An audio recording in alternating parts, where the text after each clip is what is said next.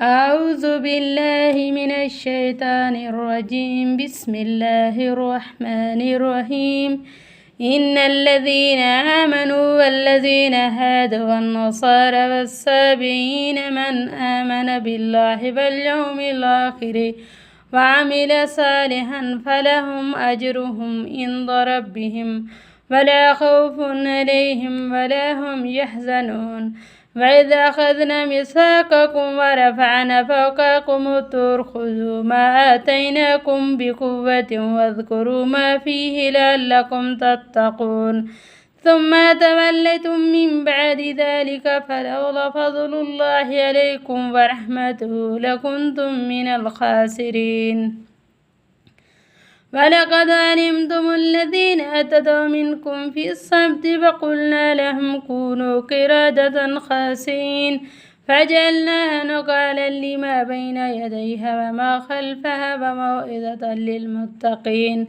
وإذ قال موسى لقومه إن الله يأمركم أن تذهبوا بقرة قالوا أتتخذون هزوا قال أعوذ بالله أن أكون من الجاهلين.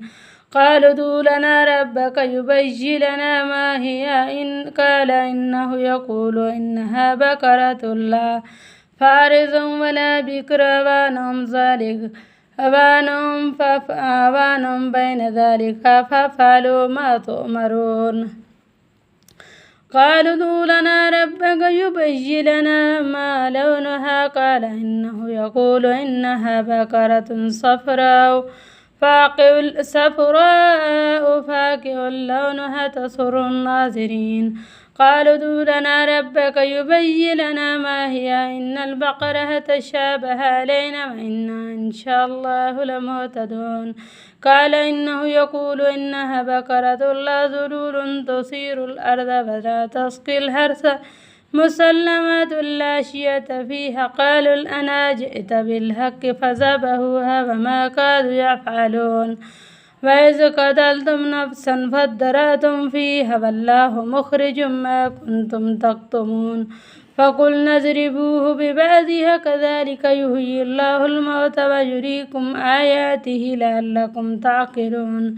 ثم قست قلوبكم من بعد ذلك فهي كالحجارة أشد قسوة وإن من الحجارة لما يتفجر منه الأنهار وإن منها لما يشقق فيخرج منه الماء وإن منها لما يهبط من خشية الله وما الله بغافل عما تعملون. أفتطمعون أن يؤمنوا لكم وقد كان فريق منهم يسمعون كلام الله ثم يحرفونه من بعده ما قالوه وهم يعلمون. وإذا لقوا الذين آمنوا قالوا آمنا وإذا خلا بعضهم إلى بعض قالوا أتحدثونه بما فتح الله عليكم ليحاجكم به عند ربكم أفلا تعقلون. أولا يعلم أن الله يعلم ما يسرون وما يعلنون. ومنهم أميون لا يعلمون الكتاب إلا ما أماني وإنهم إلا يظنون. فويل للذين يكتمون الكتاب بأيديهم ثم يقولون هذا من عند الله ليشتروا به ثمنا قليلا فويل لهم مما كتبت أيديهم وويل لهم مما يكسبون.